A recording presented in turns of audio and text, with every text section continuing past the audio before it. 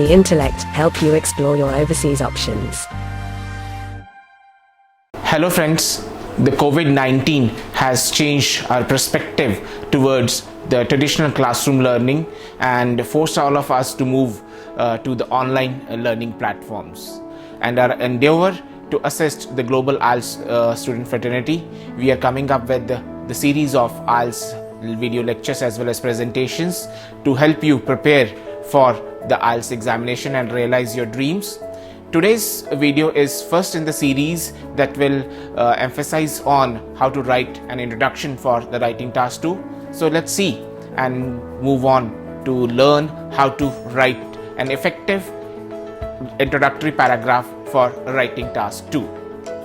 Hello friends, in today's video we are going to discuss about how to write an introductory paragraph for IELTS writing task 2, which usually comprises of paraphrasing, concessions, that is clauses or conditions, and the thesis statement. Let us discuss them in detail. Now, starting with paraphrasing, which is nothing but rewriting the given statement in your own words without changing the meaning.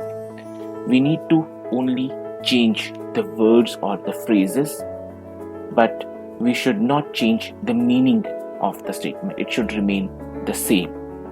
And this could be achieved using synonyms by changing the word forms, that is from verbs to the nouns or adjectives or vice versa, or by changing the order of words, though the combination of these three can also be used for paraphrasing.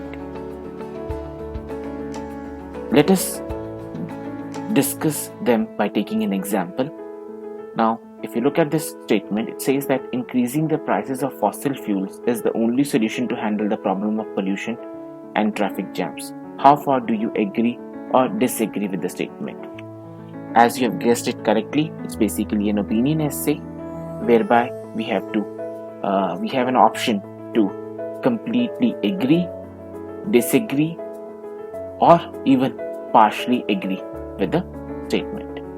Now, in these type of questions, like when we get a statement, think of the words that could be replaced or in which we can use the synonyms. For example, we can think of the replacement words for increasing, prices, fossil fuels, the only, solution, handle, problem, pollution, and traffic jams. So think of these words, though there's no compulsion that you have to change all the words, but majority of the words or phrases must be replaced. For example, for increasing, we can use the word raising. For prices, we can use the word cost or worth. For fossil fuels, you can use the word mineral oil, rock oil, petroleum products. For the only, we can use the word soul or loan, and so on. By replacing these words, the rephrased statement would appear something like this. Now, if you notice here, the word raising is basically a replacement for increasing. Worth is replacement for the prices, and similarly you could find the replacement words for the fossil fuels is the mineral oil. For the only, we have used soul, and for solution we have used the word way. For the problems, we have used the word issue. For pollution, the contamination of air has been used, and for traffic jams, we have used the traffic congestion. Now, the word traffic has been retained in this case, and jams has been replaced with the word congestion. Now, similarly, we can even, in this case, we have not changed the order, we have retained the order whatever was there in the question, but we can rephrase the statement by changing the order of the sentences. Now, if you see the order of the sentence structure, now the solution has been taken to the beginning, which was there at the end in the question.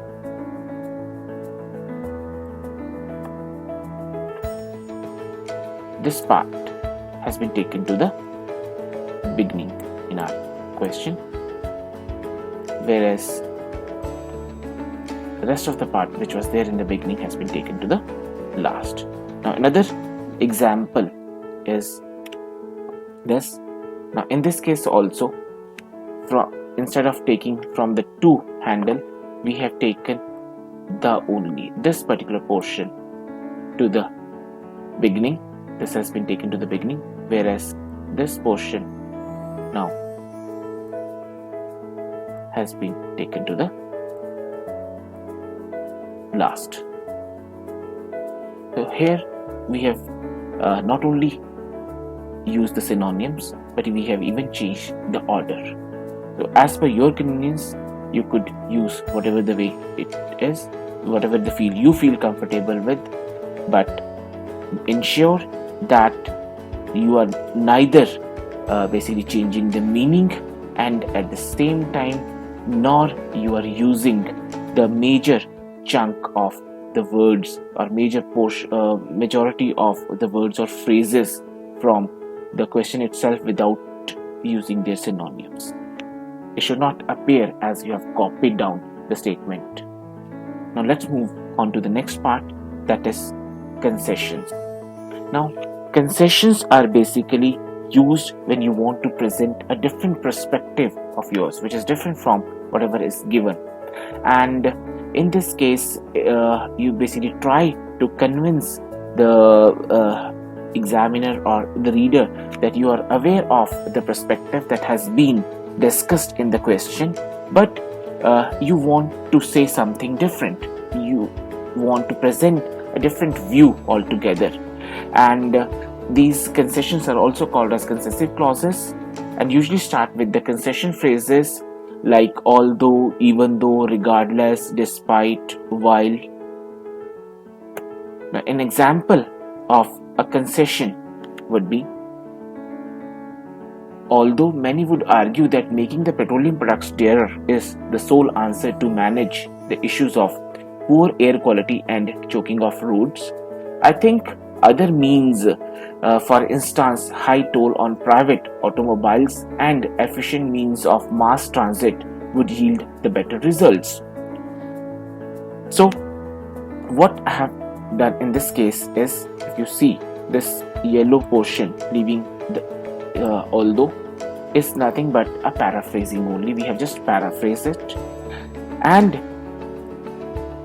what extra we have done is we have added a clause, a condition, and we have said that instead of this, a better solution or a better answer would be to impose a high toll on the private automobiles and providing an efficient means of transportation. Now moving on to the next part, that is thesis statement. Now in this case, if you have seen that this not only uses a condition but is also presenting the opinion of yours, that is that you are not agreeing to whatever is given in the statement and you have something different in your mind. Now, thesis statement is usually the last sentence of the first paragraph and it presents your argument, your position. And thesis statement must present your view or a position in case of an opinion essay, and at the same time it should also provide the roadmap for the essay. That is, it must convey the things that you're going to discuss in the rest of the essay. Now, a paraphrased an introduction, a complete introduction, which would include paraphrasing and thesis statement for this particular question would look like this. Raising the worth of mineral oil is believed to be the unique way to deal with the issues of contamination of air and traffic congestion. However, I doubt the efficacy of high cost of fuel and of the opinion that other measures like toll on private vehicles and efficient mass means of transit are more important solutions. Now, here again, if you would notice that the text in yellow is basically a paraphrasing, wherever the text in red is giving your opinion, whereas the text in blue is basically presenting the points that the reader would expect from your body paragraph. That means in the body paragraph, you are going to discuss about the toll on private vehicles and the efficient mass means of transit. So, in summary, we could say that the introductory paragraph in IELTS Task 2 should consist of rephrasing that could be done by synonyms or by changing the orders or changing the word forms, and using the thesis statement, that is giving your position as well as presenting the roadmap for the essay. I hope that this particular lecture would have been beneficial to you, and in the next video lecture also I would try to explain the same introductory paragraph by taking another example, and I feel that you will definitely find it more useful